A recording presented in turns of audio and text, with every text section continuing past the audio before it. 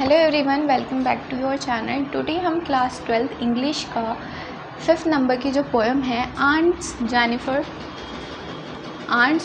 Tigers, उसके बारे में स्टडी करेंगे। तो इसमें मैं पोएम बताऊंगी, पोएम की एक्सप्लेनेशन करूंगी। जो सेंट्रल आइडिया है उसका हम अनदर वीडियो में कवर अप करेंगे, ठीक है। तो ये कुछ इस तरीके से एक टाइगर बना हुआ है इस पोएम के अंदर। हाँ, अब इम्पॉर्टेंट जो है, जो आंट्स जेनिफर टाइगर्स के जो पोइट हैं, या पोइटेस बोल दो, पोइटेस हैं आई गेस, हाँ पोइटेस हैं, वो है एड्रीनी रिच। पोइटेस हैं, कवित्री हैं एक एड्रीनी रिच, ठीक है, उनका नाम है, ये पता होना चाहिए आपको। चलो स्टार्ट करते हैं। बस इतनी सी पोएम है, ये एक पेज की हो जाएगी कवर अप।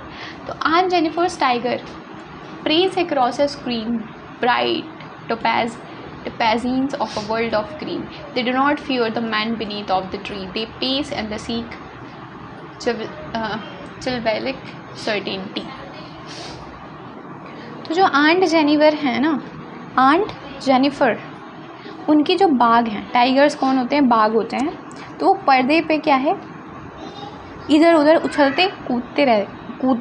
कूद करते हैं, है ना। चमकदार पुखराज जैसे हरे भरे संसार के वे निवासी हैं। वे पेड़ के नीचे खड़े आदमी से भी नहीं डरते। देखो लिखा है ना, they do not fear the man beneath the trees, मतलब पेड़ के नीचे खड़े व्यक्तियों से भी वो नहीं डरते हैं।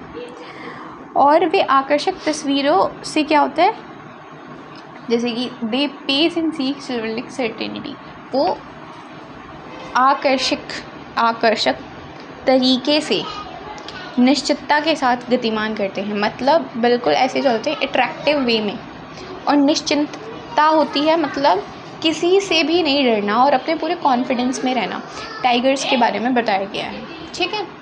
Aunt Jennifer fingers flittering through her wool find even the evolving little hard to pull. The massive weight of the uncle's wedding band sits heavily upon the aunt Jennifer hand. तो जो हमारी आंट जेनिफर हैं, उनकी उंगलियां क्या हैं, ऊन पे जो वो कर रही हैं ना, ऊन से जो सिलाई करते हैं हम लोग, जिसको क्या बोलते हैं, बुनाई करना, तो वो कर रही हैं। और उसी में भी उनकी फिंगर क्या है, क्या कर रही हैं, लिखा हुआ है ना इसमें फ्लिटरिंग का मतलब होता है फड़फड़ाना।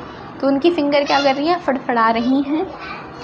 यहाँ तक कि जो हाथी के दांत से बनी सिलाइयाँ होती हैं ना, उनको भी खींचना कठिन प्रतीत हो रहा है, उनको भी वो मुश्किल से खींच पा रही हैं, ठीक है। क्योंकि जो अंकल हैं हमारे, है ना, उनका जो वैवाहिक बंधन है, उसका जो वज़न है, भारी वज़न, जो हमारी आंट जेनिफर है उनके हाथ पर भारी पड़ता हुआ प्रतीत हो रहा है। क्या यहाँ पे तुम वर्ड्स को समझ पा रहे हो, यहाँ पे वर्ड्स क्या कहना चाह रहे हैं। जो हमारी आंट जेनिफर है वो क्या कर रही हैं, बुनाई कर रही हैं। और जो हाथी के दांत से बने हुए जो निडल होते हैं ना, उनको भी वो क्या है, उनके हाथ उसमें भी फड़फड़ा रहे हैं। और ऐसा प्रतीत हो रहा है जो अंकल की शादी का जो बोझ है ना, बर्डन है, वो उनके हाथों पर भारी पड़ गया है। मीन्स एक तरीके से patriarchy. When aunt is dead, her terrified hands will be still ringled with ordeals she was mastered by. The tiger in the panel that she made will go in praising proud and unafraid.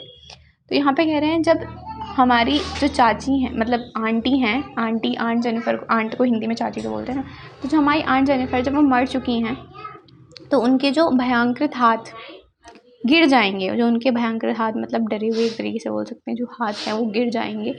और आज भी आजमाइश के साथ विवाह की अंगूठी पहने हुए, जिससे उन्हें गुलाम बनाया गया था, मतलब वो जो अंगूठी उनके हाथों में पड़ी है जिससे वो शादी करके आई थी, एक तरीके से वो क्या है, उनका मतलब किसी गुलाम के लिए जैसे पट्टा बांध दिया जाता है ना, बिल्कुल यही है।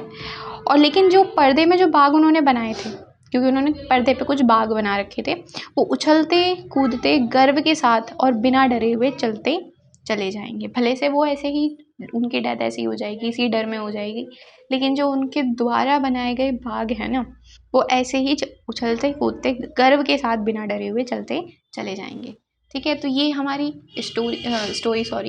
पोएम थी और ये उसका एक्सप्लेनेशन था। होप समझ में आई होगी, बहुत इजी थी। इसका सेंट्रल आइडिया हम नेक्स्ट वीडियो में कवर करेंगे, आप चैनल पे जा कर के देख सकते हैं। Thank you for watching the video.